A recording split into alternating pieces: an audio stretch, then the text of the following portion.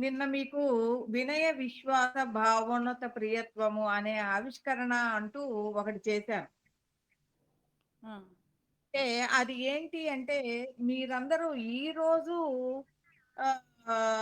నేర్చుకునే దానికి కాదు. ముందు ముందు ఈ ఈ ప్రాసెస్ వేలో అంటే ఇన్నర్‌నెస్‌లోకి మీరు ప్రయాణం చేస్తూ మీకు తెలియకుండానే ఆ ఇన్నర్‌లో ప్రయాణం చేస్తూ ఉంటుందది. అలాంటి ప్రయాణంలో మీకు తెలియకుండా జరిగే విషయాన్ని నేను మీకు ఆవిష్కరణగా చూపించాననమాట. అంటే హ్మ్. నిజంగానే మీ యొక్క సూక్ష్మ దేహము అనేది విశ్వములో తన విన్యాసాన్ని చేస్తూ ఉంటుంది. ఎందుకు అంటే ఇంత అద్భుతమైన జ్ఞానాన్ని అది ఎలా ఉంది అంటే ఆ హృదయము వినయ విశ్వాస భావోన్నత ప్రియత్వముతో అంటే మనం బాగా ప్రియమైన దీంట్లో ఉన్నప్పుడు ఎవరింటికెళ్ళినా, ఎక్కడికెళ్ళినా అంటే చిన్న చిన్న పిల్లల్ని, పసిపిల్లల్ని ఏదైనా ఫంక్షన్‌కి తీసుకెళ్ళామనుకోండి చక్కగా ముచ్చటగా డ్రెస్ చేసి. ఆ పిల్లలు ఆడుకుంటూ, నవ్వుతూ, బోసి నవ్వులు నవ్వుతూ, ఆడుకుంటూ, చిన్న చిన్న పాదాలు మాట్లాడుతూ, ఆ ఫంక్షన్‌లో అందరి దగ్గరికి అటు ఇటు పరిగెడుతూ ఎళ్తూ ఉంటే అందరూ చేతులు జాపుతూనే ఉంటారు. ఎవరు వద్దనరు. కదా! హ్మ్. అలాంటి హృదయంగా ఈ వినయ విశ్వాస భావోన్నత ప్రియత్వము అనేది మన్ని ఈ విశ్వములో ప్రతి హృదయానికి కూడా అలాంటి హృదయంగా మన్ని చేరవేస్తుంది. అంటే ఇక్కడ మన విన్యాసము అనేది ఎంత బాగుంటుంది అంటే, ఒక చిన్న బిడ్డని అందరూ ఎంత ప్రియంగా తీసుకుంటూ ఉంటారో, మనందరం గూడా ఇంత పెద్దగా పెరిగి, ఎన్నో విభేదాలుగా ఉన్న మనము రకరకాలైన ఇబ్బందులకి కూడా పడి ఉన్న మనకి అలాంటి ఆహ్లాదకరమైన జీవితము అంటే ఎంతో అద్భుతంగా అనిపిస్తుంది. ఎందుకు అంటే మన సోల్ మనకంటే ఇన్ని జన్మలలో ఈ దేహానికి కొన్నే తెలుసు. ఈ జన్మలో ఉన్నాయే. కానీ మన సోల్ అనేది ఎంత పడి ఎన్ని జన్మలలో ఎన్ని పడో ఉంటుంది. కాబట్టి అది ఈ వినయ విశ్వాస భావోన్నత ప్రియత్వాలతో ఫ్రీ ఆఫ్ మైండ్ అంటే అది ఎలా ఉంటుంది అంటే ఆ చిన్న బిడ్డ ఆహ్లాదకరమైన ప్రయాణంలాగా ప్రతి దాన్ని కూడా ఆస్వాదిస్తూ ప్రతి దానితో లయమవుతూ ఉంటుంది. అలాగే మన ప్రయాణం కూడా అలాగే ఉంటుంది. మన సబ్జెక్టులో కూడా మీరు ముందుకి ప్రయాణం చేసేటప్పుడు ఎలా ఉంటుంది అంటే, మీ లోపల ప్రయాణం పడుకున్నప్పుడు మేము ధ్యానం చేస్తామా, అది చేస్తామా, ఇది చేస్తాం గాదు. విశ్వంలోకి ప్రయాణం చెయ్యండి. మీ మ ఇక్కడ ప్రయాణము అంటే పరిగెత్తిపోయేది గాదు. మీ మనసు యొక్క స్పందన అనేది ప్రతిస్పందనాత్మకంగా ప్రతి హృదయంలోకి గూడా పోతుంది. కాబట్టి హాయిగా అలాంటి భావనలతో పోయేటప్పుడు గురువుని మీ లోపల ఇది చేసుకోండి. అంటే దాన్ని ఇన్‌పుట్ మెథడ్ అంటారు. ఎందుకు అనంటే అది మనము ఎందుకు అంటే మీకంటే కూడా గురువు అన్నీ తెలిసిన విధంగా ఉంటారు. కాబట్టి ఈ సోలు ఈ ఈ సోల్ యొక్క పరిస్థితి కొన్నిటిని యాక్టివ్ అయినప్పుడు అక్కడున్న కొన్ని హృదయాలు కఠినంగా ఉంటాయి.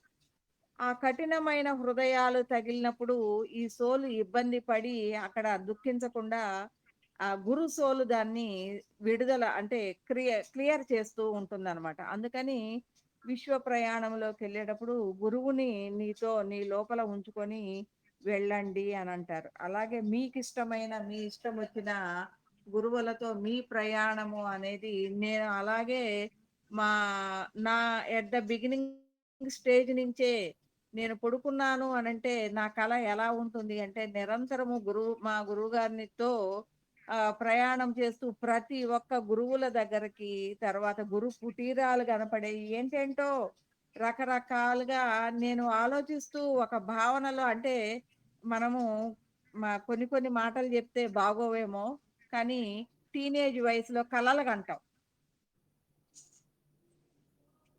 ఆ కలలలాగా అవి ఎంత ప్రియంగా అనిపిస్తాయి అనంటే, మనకి నచ్చిన వాళ్ళతో కనే కళ అలాంటి కళలు ఎలా ప్రియంగా అనిపిస్తాయంటే, అలాగే ఈ విశ్వవ్యాపకత్వంలో మనము ఈ ఆధ్యాత్మికంలో ప్రియమైన హృదయంగా గూడా ఎళుతూ ఉంటే, అక్కడ ప్రతి ఒక్కళ్ళని కలుసుకుంటూ ఉన్న భావనలతో మనము ఎంతో గొప్పగా ఆ ప్రియత్వాన్ని మనము తెలియజేసిన అంటే ఇక్కడ ఏంటి అలా జరిగితే ఏంటి అనంటే, అలా జరగటం గాదు. మీలో ఈ విశ్వవ్యాపకత్వమైన ఆలోచనలతో మీ లోపల ఈ దేహములో మీ సోల్‌లో గూడా, మీ స్వరూపంలో గూడా త్వరగా మార్పులు వస్తాయి. నేను చెప్పాను గదా! ఈ దేహ స్థితి నుంచి మనము ఆత్మస్థితి మీ కణము గూడా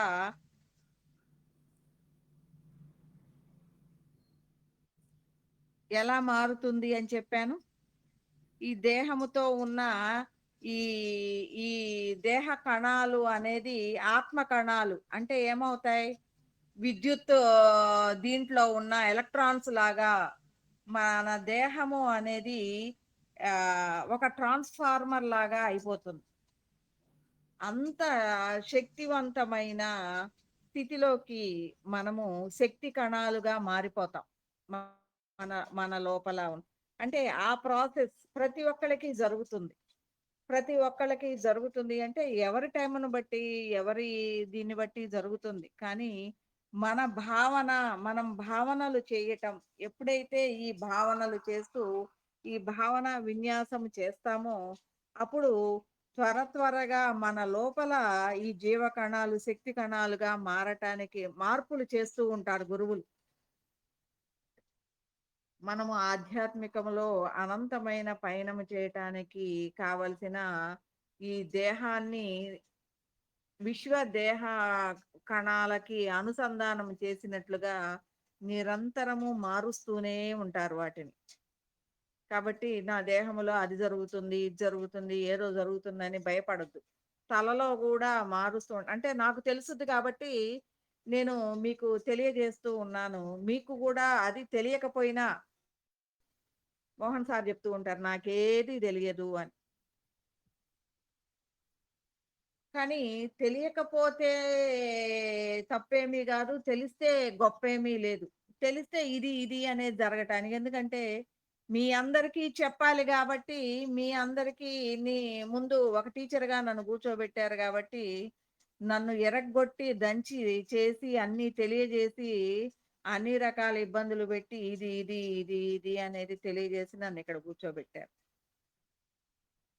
ఎందుకంటే చెప్పాలి అంటే ముందు నేను నేర్చుకోవాలి కదా! అసలేం జరుగుతుంది? అందరికీ రేపు ప్రయాణంలో ఎవరికి ఎలాంటి ఇబ్బందులొచ్చినా దాన్ని క్లియర్ జేయగలిగిన స్థితిలో గురువు ఉంటేనే గదా!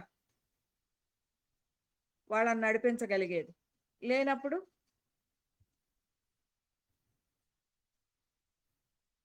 ఆ శిష్యుల ఇబ్బందికి గురువు గూడా ఒక కారణమవుతారనమాట. కాబట్టి అందుకు మీరు ఈ విశ్వ ప్రయాణంలో మీకు అందించిన గురువుల యొక్క అనుగ్రహంగా నిన్న మీకు విశ్వ భావనాయుక్తమైన స్థితి అనేది మామూలు విషయం గాదు. అందులో గురువుల్ని మీ లోపలికి తీసుకోవటము అనేది ఆ అలవాటు అనేది ఇంకా గొప్పగా గూడా ఉంటుంది మీకు.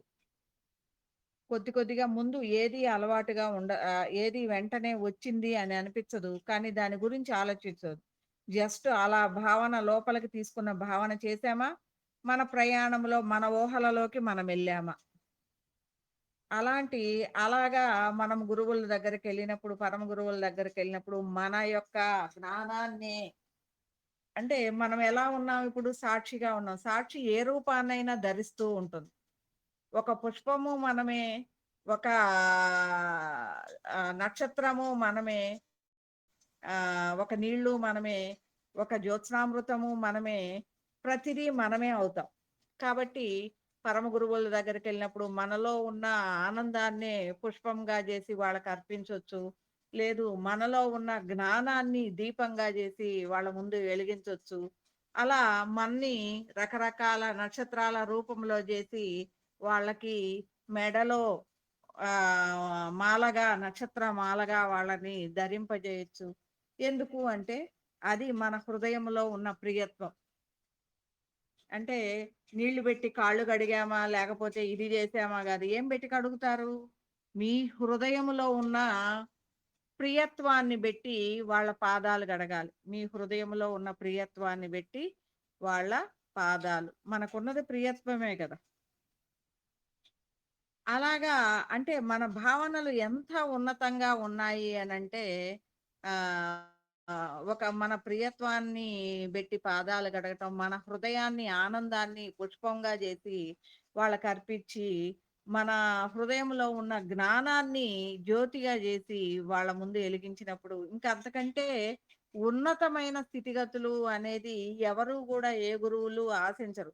కానీ ఇన్ని రకాలుగా చేస్తూ ఉంటే గూడా వాళ్ళు ఆశ్చర్యంగా మనని చూస్తూ ఉంటారు. ఎందుకంటే వాళ్ళ కాలంలో ఇలాంటి పద్ధతులలో ఎదిగిన వాళ్ళు లేరు. తర్వాత కాలాలలో వచ్చిన ఈ ఆవిష్కరణలు మన దగ్గరకొచ్చేసరికి ఇంకా అద్భుతమైన అంటే అంతకుముందు ఏదన్నా చెయ్యాలి అంటే, అమ్మో! భగవంతుడి ముందు ఇన్ని రకాల కుప్పిగంతులు వేయగూడదు అని అనుకుంటూ ఉంటారు. అలాంటిది ఇక్కడ మనము ఏంటి అంటే, మన హృదయం ప్రియత్వ హృదయం. మన హృదయము ప్రియత్వ హృదయము. ప్రియత్వ హృదయము అంటే, ఒక చిన్న పిల్లలు ఎలా మసులుకుంటారో, అలా మనం మసులుకోవచ్చు విశ్వంలో. మనకి ఏది అడ్డంకి కాదు. కాబట్టి మనము అలా ఇదివరకటి వాళ్ళలాగా మనము ఇలాగే నేను ఒకసారి ఏదో జపమాల తీసుకొని మంచం మీద పడుకొని తిప్పుతూ ఉన్నాను. ఎందుకు అంటే, నాకు కూర్చొని అంతసేపు చేయటం అనేది నాకు నచ్చదు. ఒక గురువు చూసి ఆమేంటి మంచం మీద పడుకొని తిప్పుతుంది. ఆమెని అలా తిప్పొద్దని చెప్పండి. అలా తిప్పకూడదు. అది ఆపమని చెప్పండి. చేయొద్దని చెప్పమని. నేనప్పుడు వాళ్ళు ఫోను చేసి అంతర్ముఖంగా ఉన్నవాళ్ళు ఫోను చేసి, "అమ్మా! నువ్వు పడుకొని చేస్తున్నావంట. ఒక గురువు నిన్ను గట్టిగా మందలిస్తున్నాడు." అవునా? అని ఆ కాలంలో వాళ్ళు నిష్టగా తిండి ఇది లేకుండా చేశారు. ఇప్పుడు ఈ కాలంలో ఆధ్యాత్మికము అనేది ప్రియత్వ హృదయం అయిపోయింది. ఏ విధంగా చేసినా భగవంతుడిని ప్రియంగా మనము అనుసంధానమై ఉన్నామా లేదా అనేది తప్ప ఏది ఎందుకు చెయ్యాలి అనేది ఒక అవగాహన యుక్తంగా మనం చేసినప్పుడు, మనం పడుకున్నామా, నుంచున్నామా, కూర్చున్నామా అని గాదు.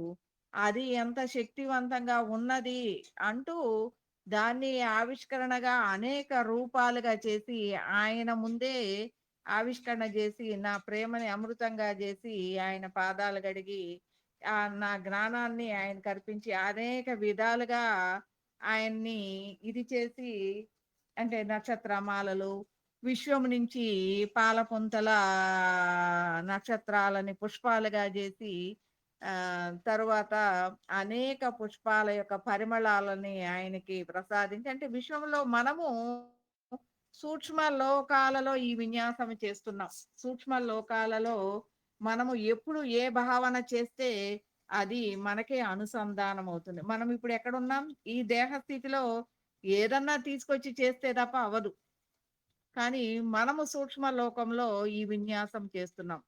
మన భావన వచ్చినంతనే అది ఆవిష్కృతమవుతుంది. మీరు 'ఒక యోగి ఆత్మకథ' చదివినట్లయితే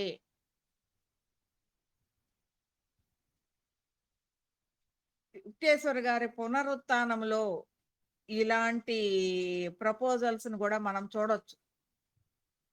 అంటే ఆయన చనిపోయిన తర్వాత సూక్ష్మ లోకాల గురించి చెప్పారు. కానీ మనము జీవించి చక్కగా ఆధ్యాత్మికం చేస్తూ ఉండగానే మనము ఆ లోకాలలో అంటే సూక్ష్మ లోకాలలో, కారణ లోకాలలో కూడా మన విన్యాసము అనేది చేస్తున్నాం. కాబట్టి ఎప్పుడైతే ఈ సబ్జెక్టులో మనం ప్రయాణం చేస్తూ 'ఒక యోగి ఆత్మకథ' చదివినప్పుడు మీకు ఇంకా అద్భుతమైన విషయాలు ఇది గదా!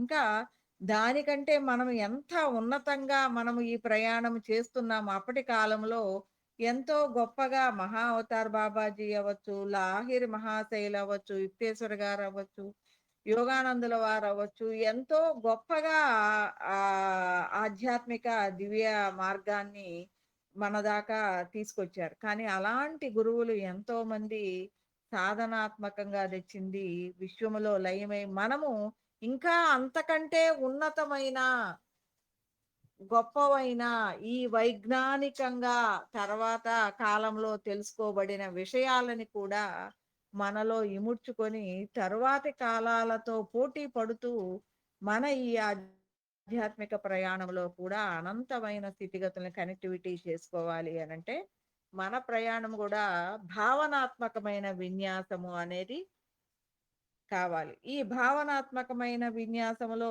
ఈ శృతి అంటే మీరనుకుంటున్నారు ఇదివరటి కాలంలో తపస్సు చేస్తే శృతి అంటే అయి ఎక్కడో వినపడేయి అంటే, ఆ కాలంలో సబ్జెక్ట్ అలాగే ఉంది.